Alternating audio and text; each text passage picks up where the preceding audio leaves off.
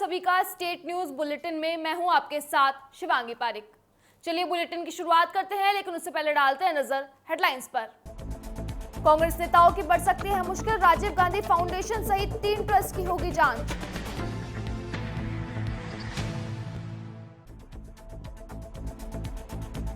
गेहूं का गबन सामने आने के बाद सुबह 6:30 बजे पीएसओ की मशीन से हुई ट्रांजैक्शन से पकड़ा गया फर्जीवाड़ा। टिड्डी ट्रायल से निपटने के लिए प्रशासन हुआ मुस्तैद, ड्रोन से किया गया छिड़काव।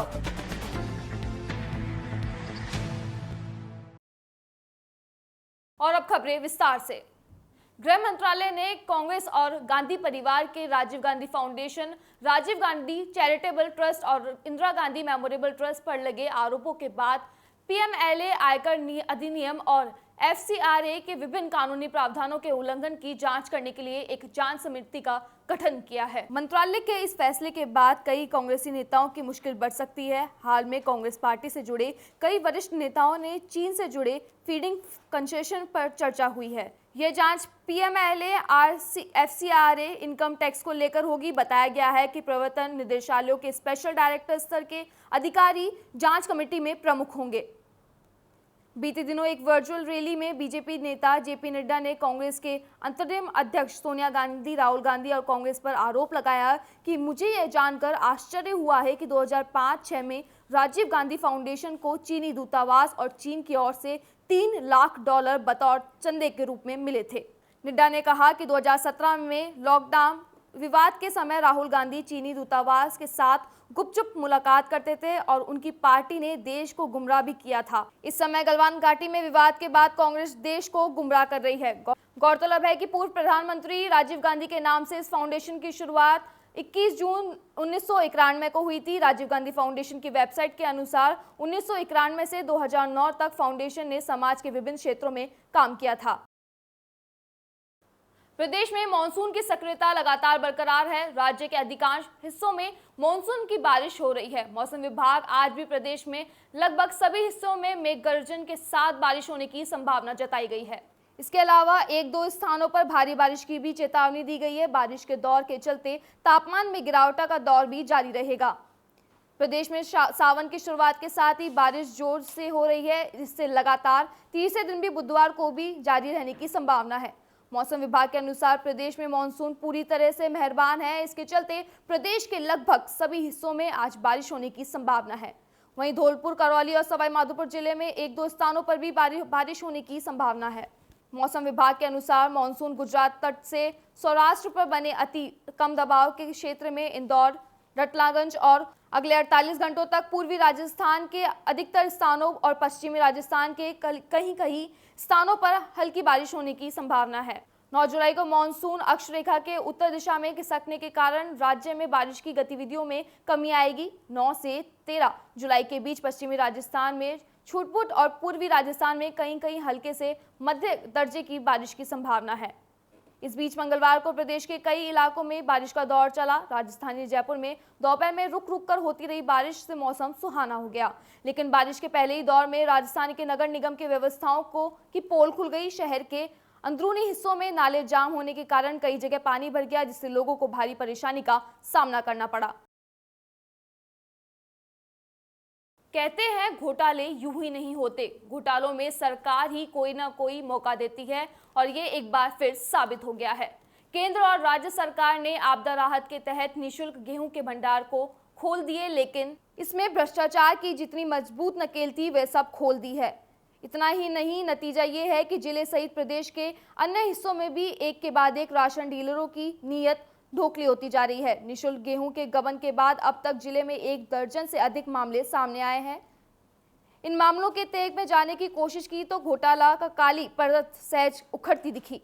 कोरोना वायरस के संक्रमण के दौरान लगे हुए लॉकडाउन में राशन डीलर्स के लिए वरदान साबित हुआ, लेकिन लॉकडाउन की राहत में गबन और फर्जीवाड़े का खेल खूब खेला गया। कोरोना से पहले वॉरियर्स लॉकडाउन के दौरान हटे तो राशन डीलर्स ने गरीबों का गेहूं डकारने के स्तर में कोई कसर नहीं छोड़ी। जयपुर सहित प्रदेश के सभी राशन डीलर्स को राशन संबंधित सभी कार्यों के लिए आधुनिक पोस्ट मशीन दी गई और विभाग का दावा है कि इन मशीनों से गड़बड़ी की 0% की संभावना नहीं है। डीलरों को पोस्ट मशीन के एक मजबूत नकेल मानी जाती है, लेकिन सरकार ने अप्रैल माह में निःशुल्क गेहूं के लिए कोरोना संक्रमण के प्रभाव को देखते हुए बायोमेट्रिक स्थापन अर्थात थंब इम्प्रेशन को बताया था। यहां तक तो ठीक था, पर इसमें सबसे महत्वपूर्ण गली दे दी, ओटीपी की अनिवार्यता हटा दी। ओटीपी की अनिवार्यता हटाने पर डीलर को उपभोक्ता का नियंत्रण बिल्कुल खत्म हो गया और उपभोक्ताओं के गेहूं को डीलर स्वयं उठाने के लिए सक्षम हो गया। कुछ इसी तरह से गरीबों के गेहूं के गबन के मामले सामने आए हैं।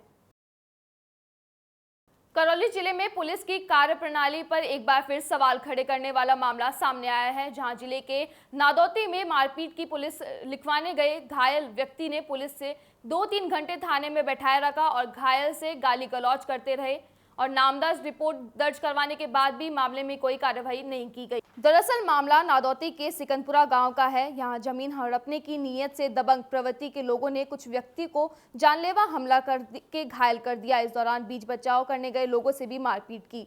राजू पुत्र जौहरी मीना ने बताया कि खिलाड़ी व काड़ू के दबंगों ने जानलेवा हमला कर इस दौरान बीच बचाव करने आए राजू, मुकेश, जानकी व पूजा से भी मारपीट कर उन्हें लहूलुहान कर दिया। सभी पर बारी बारी से प्राणघातक हमला कर जिससे कोई भी लोग हाथ पैर में फ्रैक्चर हो गए। वारदात के बाद जब पीड़ित थाने में रिपोर्ट दर्ज करवाने गई तो पुलिस ने गाली गलौज की और घायल को पुलिस की निगरानी में 3 घंटे बिठाकर रखा। पुलिसकर्मियों ने कहा कि दूसरे पक्ष के लोगों के आने के बाद ही दोनों तरफ की रिपोर्ट दर्ज कराई जाएगी।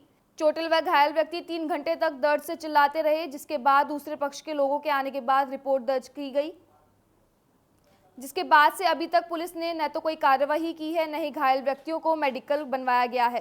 साथ ही आरोपियों द्वारा पीड़ित पर बार बार रिपोर्ट वापस लेने के लिए दबाव बनाया जा रहा है एवं पीड़ित लोगों पर पुनः हमला करने की कोशिश भी की जा रही है, जिसके बाद मंगलवार को पीड़ित व्यक्ति कलेक्टर के पास पहुंचे, जहां कलेक्टर को ज्ञापन सौंपकर नादौती थाना के जिम्मेदार अधिकारियों व कर्मचारियों को उचित कार्रवाई करने व मामले के आरोपियों को शीघ्र अतिशीघ्र गिरफ्तार करने की मांग की।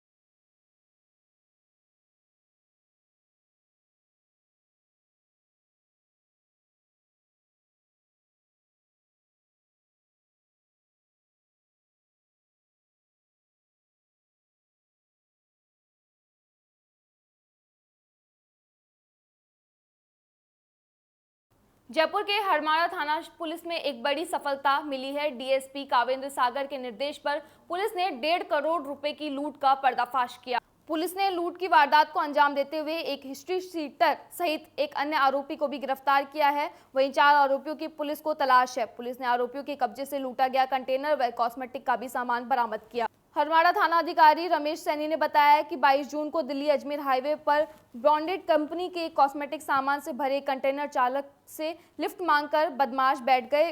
इसके बाद में चालक को नशीले जूस पिलाकर चालक को दौलतपुरा टोल के पास में से पटक गए और कंटेनर को लेकर फरार हो गए।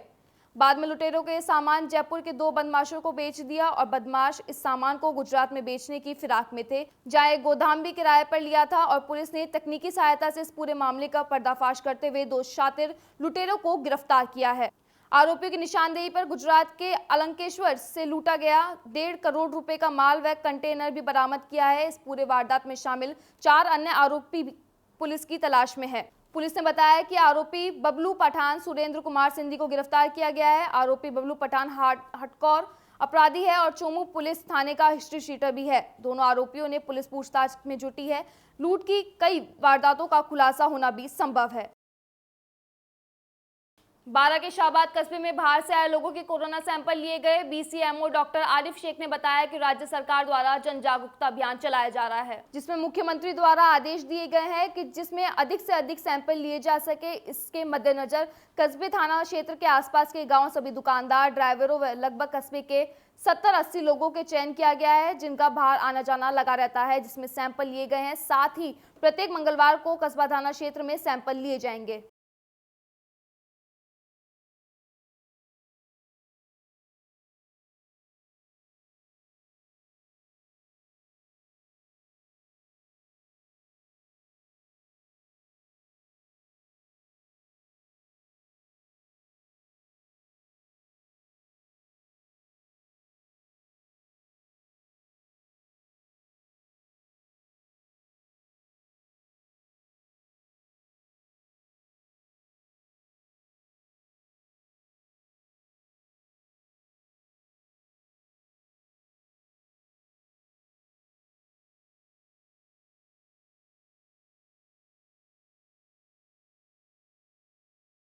बारां के शाहबाद उपखंड क्षेत्र में ग्राम नारायणा खेड़ा में काशी विश्वनाथ मंदिर जो कि कई वर्षों से भूमि का बारां के शाहबाद उपखंड क्षेत्र में ग्राम नारायणा खेड़े में काशी विश्वनाथ मंदिर जो कि कई वर्षों से वन भूमि की जमीन पर स्थित है, उसके चारों ओर परिसर में ग्रामीणों ने तरह तरह के पेड़ पौधे लगाकर उनकी रक्षा की, जिसके बाद अतिक्रमण से संपूर्ण भूमि पर कब्जे कर हटाई की जा रही है। अगर समय पर अतिक्रमण को नहीं रोका गया तो जमीन में फसल बुवाई कर दी जाएगी। गांव के घनश्याम, कालीचरण, रामरतन, रामगोपाल आदि ग्रामीणों ने इन वन विभाग के अधिकारियों को लगातार ज्ञापन देकर अवगत करवाया, लेकिन जिसके बाद भी अभी तक वन विभाग के अधिकारी ने नहीं की कोई कार्रवाई, जिससे अतिक्रमण के हौसले बुलंद दिखाई दे रहे हैं। वहीं ग्रामीणों का कहना है कि यदि वन विभाग द्वारा शीघ्र कोई कार्यवाही नहीं की गई तो ग्रामीणों द्वारा भू बचाने के लिए आंदोलन करना पड़ेगा, जिसकी संपूर्ण जिम्मेदारी वन विभाग के आला अधिकारियों की होगी।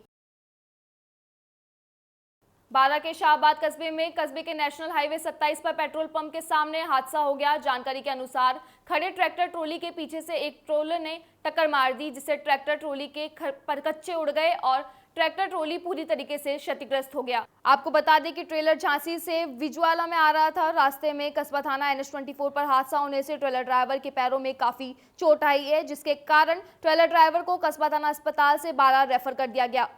इस बीच ट्रेलर ड्राइवर हादसे की चपेट में आने से बाल बाल बच गया। हालांकि हादसे में नुकसान दोनों का ही हुआ है। हादसे के बाद आगमन बंद हो गया और हादसे की सूचना मिलते ही पुलिस मौके पर पहुंची और पुलिस ने दोनों वाहनों को हाईवे से एक साइड करवाया और पुलिस ने घायल को कस्बा थाना अस्पताल पहुंचाया।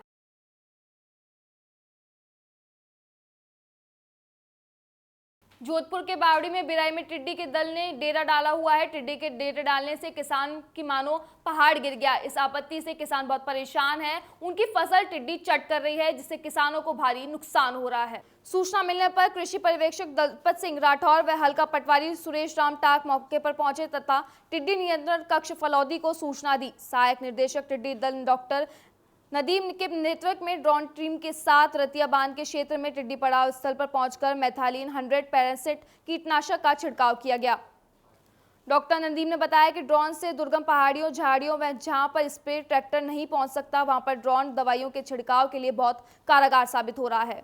उन्होंने बताया कि ड्रोन द्वारा 18 मिनट में 5 हेक्टेयर जमीन पर छिड़काव किया जा सकता है। स्वरूप सिंह सहायक कृषि अधिकारी बावड़ी के नेतृत्व में बिराई के रतिया बांध पर क्षेत्र में टिड्डी नियंत्रण के लिए पूरी टीम के साथ रात को ही डेरा डाल लिया था तथा ट्रैक्टरों के माध्यम से कीटनाशक का छिड़काव शुरू किया था। कृषि पर्यवेक्षक दलपत सिंह ने बताया कि ट्रैक्टर, स्प्रे तथा ड्रोन के माध्यम से मैथालीन कीटनाशक का छिड़काव किया गया है, जिससे लगभग 40 से 45% टिड्डियों को मार गिराया जा सकेगा। उनसे टिड्डी पश्चिम दिशा की ओर निकल गई। जोधपुर के ओसिया में पाकिस्तान सरहद पार आई टिड्डियों ने इन दिनों राजस्थान के जैसलमेर, बाड़मेर, जोधपुर सहित कई इलाकों में आतंक मचा रखा है। एक तरफ जहां क्षेत्र में लगातार हो रही टिड्डी दल के हमलों से किसानों की नींद उड़ रखी है, तो वहीं दूसरी तरफ खेतों में खड़ी कपास, मूंगफली, अरंडी की फसलों को टिड्डियां चट कर रही है, जिससे किसानों की चिंताएं दिनों दिन बढ़ने लगी है और दूसरी तरफ किसान ने सरकार से उचित मुआवजे की भी मांग की है। देश में यह पहला अवसर है कि जब हेलीकॉप्टर के द्वारा टिड्डियों का सफाया किया जा रहा है। इसी क्रम में जोधपुर के ओसिया क्षेत्र में निकटवर्ती बिरसुला किरंजी गांव के सरहद में सोमवार रात्रि में पड़ाव छिड़काव कर डाल बैठे तीनों हेलीकॉप्टरों की टीम ने किलोमीटर लंबे टिड्डी दल पर मंगलवार सुबह टिड्डी दल नियंत्रण के नेतृत्व में विशेष रूप से तैयार किए गए हेलीकॉप्टर से कीटनाशक का छिड़काव किया। इस दौरान मौके पर मौजूद विभागीय कर्मचारी ने ऊंचे धरों पर लाल रंग की झंडा लगाकर पायलट की टिड्डियों को पड़ाव स्थल की लोकेशन बताई। बताया गया है कि लोकेशन के आधार पर लगातार 1.5 घंटे के चक्कर लगाकर हेलीकॉप्टर ने टिड्डियों का पड़ाव स्थल पर केमिकल का छिड़काव किया। इस दौरान हेलीकॉप्टर 30 मीटर की ऊंचाई पर उड़ता रहा। वहीं 100 लीटर मैथिलीन, 75% रसायन और 125 हेक्टेयर में छिड़काव हुआ। टिड्डी नियंत्रण विभाग के संयुक्त निदेशक के एल गुजर ने बताया कि ईरान और पाकिस्तान के विकसित हो रहे टिड्डियों ने एक नया दल देश में प्रवेश कर रहा है। उसे बचाने के खातिर हेलीकॉप्टर के माध्यम से स्वदेशी रूप में टिड्डी नियंत्रण प्रणाली विकसित की गई है। हेलीकॉप्टर से टिड्डियों के देश में पहली बार परीक्षण के तौर पर छिड़काव किया जा रहा है। ये परीक्षण सफल रहा तो छिड़काव के 1 घंटे बाद पड़ाव स्थल पर 60% से अधिक टिड्डियां मार गिराई जाएगी। छिड़काव के 1 घंटे बाद पड़ाव स्थल पर 60% से अधिक टिड्डियां मार गिराई जाएगी। बाकी बची हुई 40% टिड्डियां घायल अवस्था में है, जो 1-2 दिन में तड़प कर मर जाएगी। राजस्थान माध्यमिक शिक्षा बोर्ड का पहला नतीजा आज यानी बुधवार को जारी किया जाएगा। शिक्षा मंत्री गोविंद सिंह डोटासरा शाम 4 बजे 12वीं की साइंस स्ट्रीम का रिजल्ट जारी करेंगे। शिक्षा राज्य मंत्री गोविंद सिंह डोटासरा ने ट्वीट करके राजस्थान बोर्ड में कार्यालय परिणाम घोषित करने की जानकारी दी है। बोर्ड की 12वीं विज्ञान के 2,39,800 परीक्षार्थी रजिस्टर्ड थे, जिसमें पिछले 3-4 वर्षों से राजस्थान बोर्ड की परंपरा रही है कि 12वीं साइंस और कॉमर्स का परिणाम एक साथ आता था, लेकिन इस बार दोनों को अलग अलग कर दिया गया है। इस बार बोर्ड पहले 12वीं साइंस का रिजल्ट जारी करेगा, जिसके बाद 12वीं कॉमर्स का परिणाम घोषित होगा। फिर 12वीं कला संकाय का परिणाम आएगा। सबसे अंत में 10वीं का परिणाम जारी किया जाएगा। जुलाई के अंत में सभी परिणाम जारी होने की संभावना है। बता दें कि राजस्थान बोर्ड की परीक्षाओं को कैंसिल करने के लिए कुछ पेरेंट्स ने सुप्रीम कोर्ट में याचिका दायर की थी, जिसे सुप्रीम कोर्ट ने कैंसिल कर दिया था। सुप्रीम कोर्ट के JNM खानविलकर की अध्यक्षता वाली 3 न्यायाधीशों में एक विशेष पीठ में माता पिता द्वारा राजस्थान सरकार से निर्धारित 10वीं और 12वीं कक्षा के लिए राज्य बोर्ड परीक्षा आयोजित करने का फैसले के खिलाफ एक आवश्यक याचिका सुनाई गई थी। फिलहाल स्टेट न्यूज बुलेटिन में बस इतना ही। आप देखते रहिए DPK न्यूज। नमस्कार।